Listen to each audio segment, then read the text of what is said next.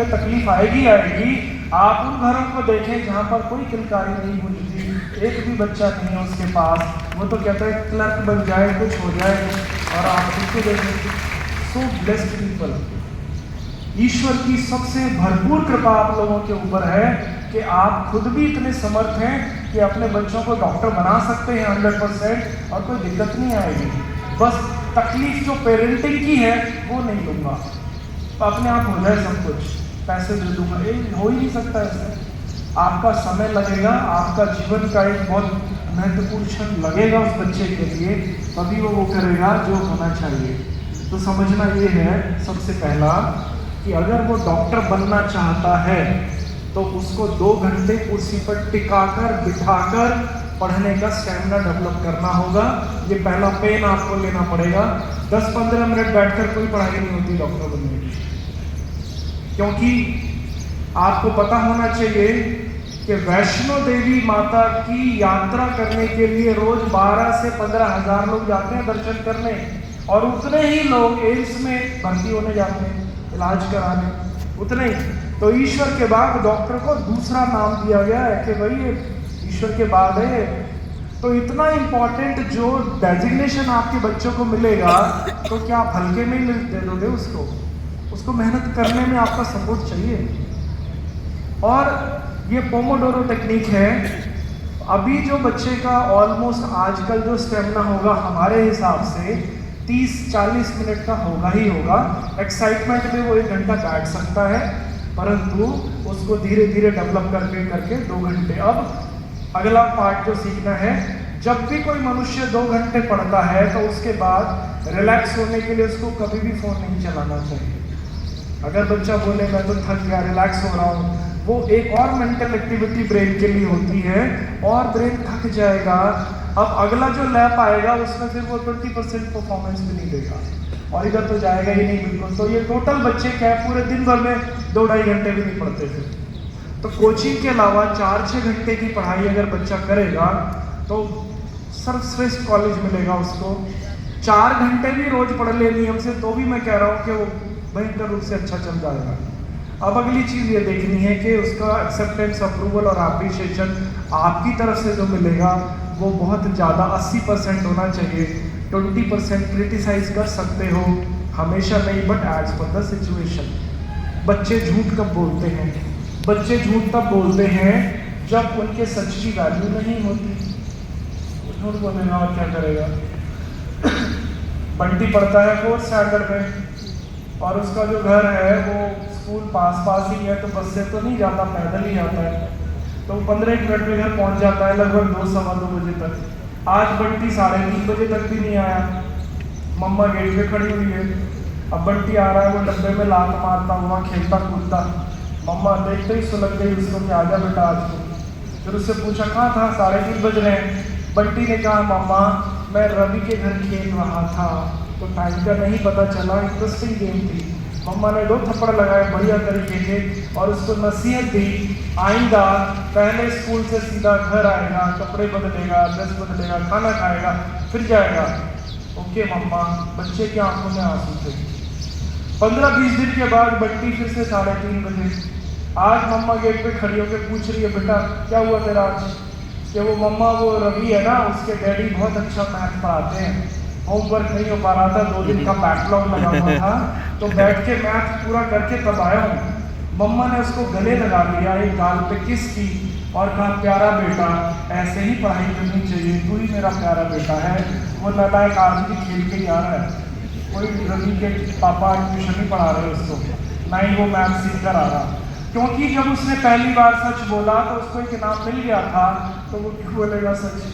झूठ बोलने से मम्मा प्यार करती है, तो यही सही। बच्चों को माता पिता का प्यार चाहिए, चाहे आप कोई भी तरीका वो अपनाएं। तो इसीलिए आप ध्यान रखें कि उसके सच की रिस्पेक्ट और वैल्यू करो, चाहे कितना भी कठोर क्यों ना हो। बंटी को प्यार से सिखाया जा सकता है, वो सीखेगा। बच्चों का जो हृदय होता है वहाँ पर उसके माता पिता का स्थान होता है। ये वही डेजिग्नेशन है जिसको कोई बदल नहीं सकता। बट जब माता पिता अपने बच्चों को समय नहीं देते, मतलब समय क्या होता है? It's a love. आप जिस चीज़ को प्यार करोगे उसको समय दोगे। तो आपको देखो, आपका किधर जाता है 24 घंटे? कितने आप सोशल मीडिया पे कर समय देते हो, अखबार पे, ये सब। तो बच्चों पे क्या है, तो बच्चे जब बड़े हो जाते हैं तो ये क्या करते हैं, आपको हटा देंगे उस कुर्सी से और अपने दोस्तों को बिठा देंगे, फ्रेंड सेंटर्ड हो जाते हैं। फिर वो सारा समय बच्चे वहीं रहते हैं माता पिता को छोड़कर अपने दोस्तों के पास। और माता पिता क्या करेंगे, समय ना दे पाने की जो गिल्ट है उसको मिटाने के लिए ऐसे बच्चों को बहुत महंगे महंगे गिफ्ट देना शुरू कर देते हैं, ब्रांडेड। बेटा तेरे पापा के पास वक्त नहीं था ना, तो उन्होंने तेरे लिए ये शूज़ भिजवाए हैं, तेरे लिए ये घड़ी भिजवाई है, और ये देख कितनी बढ़िया, बहुत महंगी वाली है। बच्चे को सिखा रहे होते हैं कि सामान से प्यार करना शुरू कर दे, because we don't have time. तो वो मैसेज बच्चा ले लेता है, करेगा फिर वो क्या करे। तो ये जो एज होती है, 3 अवस्थाएं, माता पिता का सबसे बड़ा रोल इन 3 जगह पर रहता है। ये शॉर्ट में समझ लीजिए। नंबर 1, बहुत छोटा बच्चा है 4th स्टैंडर्ड का, अभी 4-5 साल का, चौथी तक, तीसरी चौथी तक, 3rd 4th तक आप बच्चे के कौन से टीचर होते हो, एथिकल टीचर। और बच्चे को सॉफ्ट स्किल सिखाने की सबसे अप्रोप्रिएट एज होती है, और लगभग 16 या 17 के करीब सॉफ्ट स्किल्स होती हैं जो आप इन 4 साल में आराम से बच्चे को सिखा दोगे। इसको कहते हैं संस्कार देना। इसके अलावा कोई मनुष्य किसी दूसरी उम्र में संस्कार नहीं लेगा। उसके बाद जब बच्चा 3rd 4th में आ जाता है, तब से लेकर 8th 9th तक आप बच्चे को वो पहली वाली पेरेंटिंग का थोड़ा थोड़ा सा डेमो देते रहते हो। यहाँ पर माता पिता को सख्ती से अपना बच्चा पालना होता है, और यहाँ पर आप अपने बच्चे के मैनेजर और कंट्रोलर हो जाते हो। 10 में से 2 इच्छा पूरी करोगे, कभी कभी तो 1 भी नहीं करोगे। और आप मारपीट ज़्यादा नहीं करते, पर थोड़े सख्त रहते हो। और यही वो जगह होती है जहाँ पर कुम्हार अपने घड़े को चाक से उतार के धूप में रखता है। इस एज में बच्चा कोई फालतू का कदम नहीं उठाएगा, कभी भी बदतमीज भी नहीं होगा, चिल्लाएगा भी नहीं, और पेरेंट्स डिसअप्रूवल कभी भी नहीं करेगा। और उसको पता चल जाएगा कि जब मेरी मम्मा नो कहती है तो वो नो होती है, और अगर यस कहेगी तो यस होगा वो। और इस उम्र में अगर आप बच्चे की फालतू की इच्छाएं पूरी करने लग जाओ, यानी कि परमिसिव पेरेंट्स बन जाओ, तो सबसे ज़्यादा घातक होता है बच्चे के लिए। इस सेकंड स्टेज में कभी भी परमिसिव पेरेंट्स नहीं बनते हैं। अब उसके बाद 3rd स्टेज है, जब बच्चा 9th 10th को क्रॉस कर रहा होता है, और फिर PG तक फिर आप बच्चे के बिलीफ सिस्टम पे काम करते हो और उसकी हर इच्छा पूरी करते हो, क्योंकि वो फालतू की इच्छा करेगा ही नहीं, वो वही मांगेगा जो उसके लिए ज़रूरी होगा, और आप सहर्ष दे दोगे। और आप बच्चे के पूरे यहाँ पर उसके कोच होते हो। अब यहाँ पर आप बोलते बहुत कम हो और सुनते ज़्यादा हो, और आपको अभी भी अपनी यस नो के बारे में पता है, बट फैसला बच्चे को लेने देते हो। तो एग्जाम्पल देकर बात फिनिश करूँगा। सबसे पहले ऊपर वाला, एक 2.5 साल का बच्चा है, छोटा सा भी, और अभी वो एथिकल टीचिंग में चल रहा है। तो वो ड्राइंग रूम में बैठा हुआ है, मम्मा ने उसको दूध का गिलास दिया, और किसी तरह से बच्चे के हाथ से वो फिसल के दूध बिखर गया। उसी ड्राइंग रूम में डैडी और उसका बड़ा भाई भी बैठा है। मम्मा ने आवाज़ सुनी और भागकर आई किचन से। तो पहले तो भाई को एक थप्पड़ लगा दिया जो बड़ा वाला था कि तेरी नज़रों के सामने दूध बिखरा है। फिर हस्बैंड को भी डांट लग गई, और उसके बाद उस बच्चे को भी घूर के देखा, और माँ अब दूध को खुद साफ करेगी। तीनों कंफ्यूज के हुआ क्या, बच्चा तो बहुत कंफ्यूज है। ये क्या है, ये अथॉरिटेरियन पेरेंटिंग का एक सैंपल है। अगर माँ अथॉरिटेटिव होती, अनकंडीशनल वाली, तो उस 5 रुपए के दूध के पीछे वो अपने इमोशंस खराब नहीं करती, वो बच्चे को स्माइल मारती और फिर उसको उठा के पोछा लेने भेजती, अगर वो सेंस है तो उसमें अभी, और वो ला के बच्चा 2% पोछा लगाना सीखता। तो वो बचपन में माँ ये सिखाती है कि गलतियाँ हो जाती हैं बेटा, उनको ठीक कैसे करते हैं ये भी सीखो। दूध क्यों करेगी साफ, फिर वो धीरे धीरे करना सीख जाएगा। जब कोई माँ झाड़ू लगाते समय डांट रही हो या गाली दे रही हो, तो बच्चा एक ही मैसेज लेता है छोटा वाला, this is not interested job. तो वो कभी भी सफाई पे ध्यान नहीं देगा। अगर मम्मा सीटी बजा रही है या खुश है या गाना गा रही है और झाड़ू लगा रही है, तो बच्चा ये समझता है ये काम बड़ा इंटरेस्टिंग है, because my mamma is very happy. ऐसे सीखता है बच्चा। There are 1000 of reasons. Explanation after that. अब हम बात करते हैं यहाँ पर बिलीफ सिस्टम पर। बच्चा आ गया 11th स्टैंडर्ड में, बच्चे ने कहा डैडी आज शाम को मुझे पार्टी में जाना है। तो यहाँ पर टेल मी मोर थ्योरी लगानी पड़ती है और आप एक सवाल करोगे, ओके बेटा पार्टी कहाँ है? डैडी वो एक होटल में है। अच्छा कौन कौन लोग जा रहे हैं? मेरे क्लासमेट हैं। किसकी पार्टी है? मेरे फ्रेंड का बर्थडे है। कितने बजे जाओगे बेटा? 10 बजे जाऊँगा। और वापस कब तक आओगे? पापा वो 1-1:30 तो बज ही जाएगा। ये आपने सारी जानकारी जुटा ली और उसके बाद आपने कहा बेटा मेरी तरफ से तो नो है, फैसला तू ले ले। Job done. बच्चा चाहता है फैसला आप लो, आप भेजो मुझे, और वही तो नहीं करना। अब जब आप बोलोगे मेरी तरफ से नो है, यू डिसाइड, तो फिर बच्चा कंफ्यूज हो जाएगा। फिर वो हो सकता है अपने फ्रेंड को बोले यार पापा नहीं आने दे रहे, अगर आ गया तो आधे घंटे तक रुकूंगा बस, क्योंकि आप उसके बहुत लेट तक होटल में रुकने के खिलाफ हैं, बर्थडे के खिलाफ नहीं है। बच्चा 9 बजे घर आ ही जाएगा क्योंकि अपनी मर्जी से फैसला लेके गया है, तो रिस्क छोटा लेगा क्योंकि अभी 11वीं में पढ़ता है इसलिए। और जब आप ये कहेंगे नहीं जाएगा और तेरी हिम्मत कैसे, फिर चुप के जाएगा और फिर आपको पता भी नहीं चलेगा वो कौन कौन से काम कर रहा है। इसके अलावा कोच बहुत सारे काम करता है। बच्चे के साथ जब आप कन्वर्सेशन कम्युनिकेशन रखेंगे तो कैसी होनी चाहिए?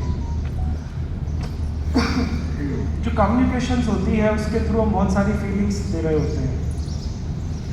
बहुत सारे संसार में लोग होते हैं जिनका ये जो टेम्पोरल लोब होता है ना, कान का एरिया, ये सेंसिटिव होता है।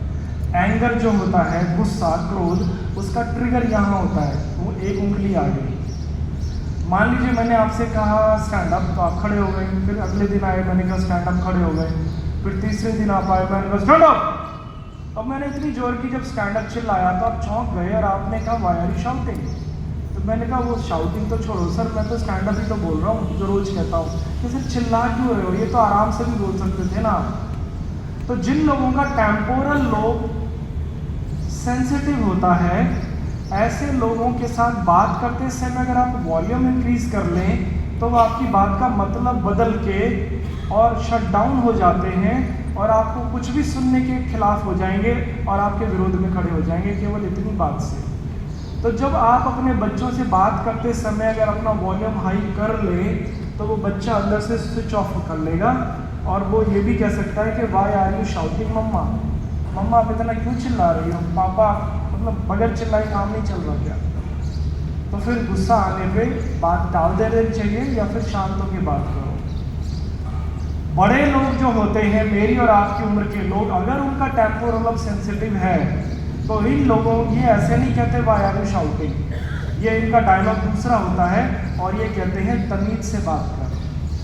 सुना है डायलॉग, तमीज से बात कर? वो उनको पसंद नहीं है तेज सुनना। तो आपको ये छोटी सा सेंस पता चल जाएगा कि कम्युनिकेशन लव जो होता है वो उसके थ्रू कैसे होगा। आपको कल सिखा दिया था बहुत अच्छे तरह से कि बच्चों को जितना आप हक करेंगे उतना आपके काबू में, कंट्रोल में रहेंगे, आपके फेवर में रहेंगे, और नहीं तो ये इस हक को बाहर ढूंढते फिरेंगे और वो ठीक भी नहीं है। आपको उनको समय तो देना ही चाहिए। बार बार आइए यहाँ पे कोटा में, एक एक करके आइए, कभी मम्मी आ गई, कभी पापा आ गए, और आप 2 साल सबसे ज़्यादा कीमती हैं आपके बच्चे के। आपको लेकर दुनिया का कोई बिजनेस आपके लिए अब इतना इम्पोर्टेंट नहीं होगा जितना आपका बच्चा। एक बार ये मेडिकल कॉलेज चला जाए आप राहत की सांस ले सकते हैं, तो इसलिए ध्यान देना ज़रूरी है। फिर भी ऐसे मैं आपको 6-7 लक्षण बता रहा हूँ, अगर ये हो जाए तो तुरंत आपको एक्सपर्ट काउंसलर से मिलना चाहिए। नंबर 1, अगर आपका बच्चा अब 11th में झूठ बोलता है या कोई फैक्ट छुपा रहा है और आपको पता चल गया, आप खुद हैंडल ना करने की बजाय काउंसलर की मदद ले सकते हैं। या आपके बच्चे के मार्क्स घटने लग जाए और आपकी चिंता का विषय, do not deal with yourself. अगर मेरा जूता टूट जाए तो मैं कॉपलर से ठीक कराऊंगा, मैं खुद नहीं बैठूंगा लेके। I need expert. दांत में दर्द है तो डेंटिस्ट चाहिए मुझे। और अगर आपका बच्चे का बिहेवियर अब तक तो कल तक ठीक था, 2-3 महीने के बाद वो बदल रहा है और वो कहीं नेगेटिविटी की तरफ बिहेवियर है, काउंसलर से मिल लो, बच्चे को साथ ले आओ। या बच्चे का एग्रेशन लेवल बढ़ गया कोटा में आके